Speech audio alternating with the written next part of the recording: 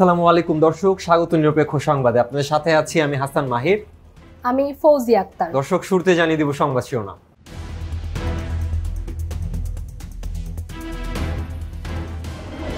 শাপলা চত্বর ট্র্যাজেডির 12 বছর, এখনো জানা যায়নি মৃতের সঠিক সংখ্যা। দেশে ফিরছেন বেগম খালেদা জিয়া। রোহিঙ্গা প্রত্যাবাসন এখনই সম্ভব নয় কেন, জানালেন উপদেষ্টা। এবার কোরবানিযোগ্য পশু 1.25 কোটি। গাজায় খাদ্য সংকটে 57 ফিলিস্তিনির মৃত্যু, অধিকাংশই শিশু। যুদ্ধবিরতির প্রস্তাব প্রত্যাখ্যান করলেন জেলেনস্কি। আইপিএলে ম্যাক্সওয়েলের রিপ্লেসমেন্ট, পিএসএল এ বদলি খেলোয়াড়। এবং পিছিয়ে পড়েও বার্সেলোনার দারুণ জয়।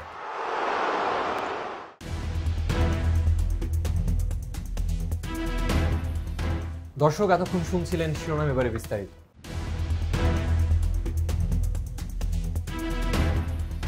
ক্ষমতা চিরস্থায়ী করতে এবং তৎকালীন সরকার বহির্বিশ্বের সঙ্গে সম্পর্ক জাহির করতে শাপলা চত্বরের হত্যাকাণ্ড ঘটানো হয়েছিল বলে মন্তব্য করেছেন প্রধান উপদেষ্টার প্রেস সচিব শফিকুল আলম। 2013 সালের 5 ও 6 মে রাজধানী ঢাকার মতিঝিলের শাপলা চত্বর এলাকার নিয়ন্ত্রণ নিয়ে সমাবেশ করে হেফাজতে ইসলাম। সমাবেশ দমাতে এক পর্যায়ে নিরস্ত্র মানুষের উপর লাইট নিভিয়ে দিয়ে রাতের অন্ধকারে গুলি চালায় স্বৈরাচার হাসিনা সরকারের আইন শৃঙ্খলা বাহিনীর সদস্যরা। এই হত্যাকাণ্ডে কতজন মারা গেছেন তা নিয়ে এখনো জনমনে প্রশ্ন আছে।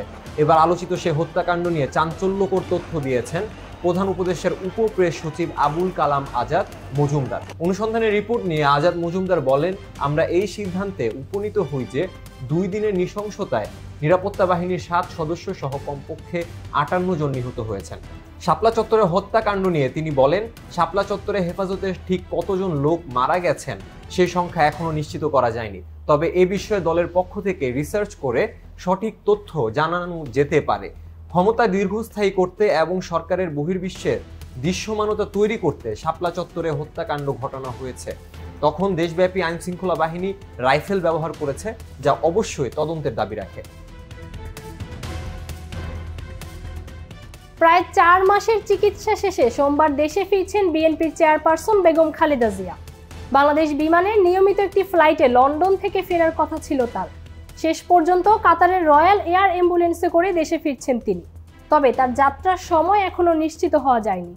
বিএনপির নেত্রীর দেশে আগমন ঘিরে যৌথ সভার আয়োজন শেষে সাংবাদিকদের সঙ্গে আলাপকালে বিএনপির মহাসচিব মির্জা ফখরুল ইসলাম আলমগীর এসব তথ্য জানান। দলের চেয়ারপারসনের আগমন ঘিরে সড়কে বিশৃঙ্খলা ও জনদুর্ভোগ সৃষ্টি না করতে নেতাকর্মীদের নির্দেশ দিয়ে তিনি বলেন, বিমানবন্দর থেকে গাড়িতে করে 8 নম্বর গেট দিয়ে খালেদা জিয়ার গাড়িবহর গুলশানের বাসার উদ্দেশ্যে রওনা হবে। এ সময় বিমানবন্দর মোড় থেকে গুলশানের বাসা ফিরোজা পর্যন্ত সড়কের 2 পাশে নেতাকর্মীরা দাঁড়িয়ে তাদের নেত্রীকে শুভেচ্ছা জানাবেন। সাধারণের চলাচলের জন্য ওই দিন বিমানবন্দর থেকে কাকলী পর্যন্ত মূল সড়ক এড়িয়ে এলিভেটেড এক্সপ্রেসওয়ে ব্যবহারের অনুরোধ জানান বিএনপি মহাসচিব। এদিকে পররাষ্ট্র উপদেষ্টা মোহাম্মদ তাওহিদ হোসেন বলেছেন, রোহিঙ্গাদের মিয়ানমারে ফিরে যেতে হবে। নিরাপত্তা নিশ্চিত হওয়ার পরই তারা ফিরে যাবে। মিয়ানমারের চলমান গৃহযুদ্ধ, দেশটির অভ্যন্তরের বিভক্তি এবং বাস্তুচ্যুত জনগোষ্ঠীর নিরাপত্তা ও নাগরিকত্বের নিশ্চয়তার অব্যাহত অনুপস্থিতির কারণে রোহিঙ্গা প্রত্যাবাসনের সম্ভাবনা এখনো সুদূর পরাহত। রোববার বাংলাদেশ ইউনিভার্সিটি অব প্রফেশনালসে বাংলাদেশে আশ্রিত রোহিঙ্গাদের প্রত্যাবাসন, আঞ্চলিক নিরাপত্তার উপর প্রভাব এবং ভবিষ্যৎ শীর্ষক এক সেমিনারে দেওয়া বক্তব্যে তিনি এসব কথা বলেন। তাওহিদ হোসেন বলেন, এই সংকটের আমরা এখনো একটি কার্যকর সমাধান খুঁজে পাইনি। রোহিঙ্গাদের ফেরানোর বিষয়ে 2টি দিক রয়েছে, একটি হলো অধিকার, অন্যটি নিরাপত্তা। এই বিষয়গুলো নিশ্চিত না হলে রোহিঙ্গারা ফিরে যাবে না। তবে আমাদের কোনো অযৌক্তিক প্রত্যাশা নেই। যে নির্যাতন থেকে তারা বাঁচতে চেয়েছিল, আমরা কি আবার তাদের সে জায়গায় ফেরত পাঠাবো? প্রাণী সম্পদ উপদেষ্টা জানান, ঈদুল আজহায় কোরবানিযোগ্য মোট পশুর সংখ্যা 1,24,00,000-এর অধিক। এবার প্রায় 20 লাখের অধিক গবাদি পশু উদ্বৃত্ত থাকার সম্ভাবনা রয়েছে। রোববার সচিবালয়ে আসন্ন পবিত্র ঈদুল আজহা উদযাপন উপলক্ষে কোরবানির পশুর চাহিদা নিরূপণ, সরবরাহ এবং দেশের প্রত্যন্ত অঞ্চলে কোরবানির পশুর অবাধ চলাচল বা পরিবহন নিশ্চিতে সংবাদ সম্মেলনে মৎস্য ও প্রাণী সম্পদ উপদেষ্টা ফরিদা আক্তার এর তথ্য জানান। তিনি বলেন, প্রতি বছরের মতো এবছরও প্রাণী সম্পদ অধিদপ্তর, মৎস্য ও প্রাণী সম্পদ মন্ত্রণালয় দেশে কোরবানিযোগ্য গবাদি পশুর সংখ্যা নিরূপণ করছে। এবছর কোরবানিযোগ্য হৃষ্টপুষ্ট গবাদির মধ্যে 56,02,905টি গরু মহিষ, 68,38,920টি ছাগল ভেড়া এবং 5,512টি অন্য প্রজাতি সহ মোট 1,24,47,337টি গবাদি পশুর প্রাপ্যতা আশা করা যাচ্ছে। এবছর প্রায় 20,68,135টি গবাদি পশু উদ্বৃত্ত থাকার সম্ভাবনা রয়েছে। চাঁদাবাজির কারণে পশুর দাম যেন না বেড়ে যায়, আমরা সেটার চেষ্টা করছি। আমরা যেটা গবাদি পশুর সংখ্যা নিরূপণ করে দেখেছি যে কোরবানিযোগ্য হৃষ্টপুষ্টকৃত গবাদি পশুর মধ্যে সর্বমোট 1,24,47,337টি গবাদি পশুর প্রাপ্যতা আশা করা যাচ্ছে। ফিলিস্তিন অবরুদ্ধ গাজা ভূখণ্ডে অবিরাম হামলা চালিয়ে যাচ্ছে ইসরায়েল। টানা 18 মাস ধরে চালানো এই আগ্রাসনে এখন পর্যন্ত নিহত হয়েছেন 52,000-এরও বেশি ফিলিস্তিনি।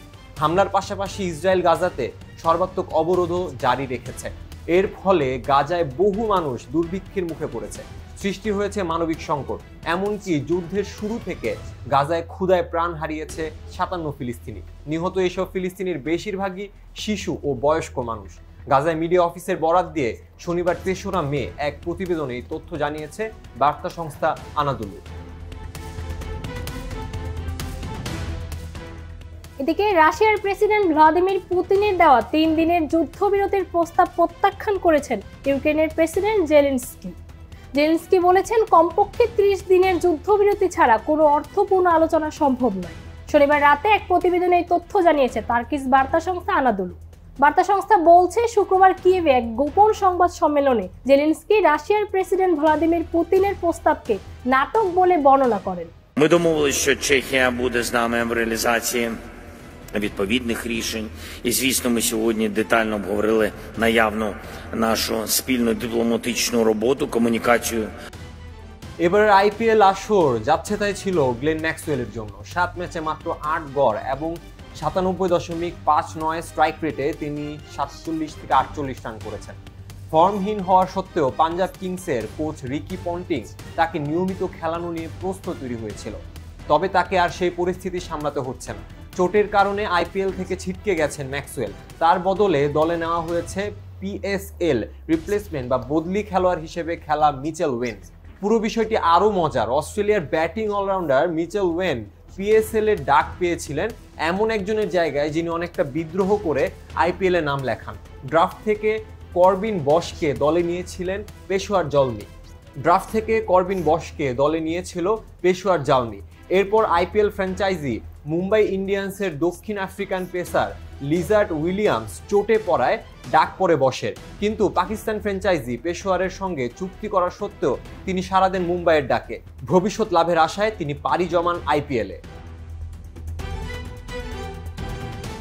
অন্যদিকে লা লিগায় শিরোপা দৌড়ে বড় এক ধাপ এগিয়ে গেল বার্সেলোনা।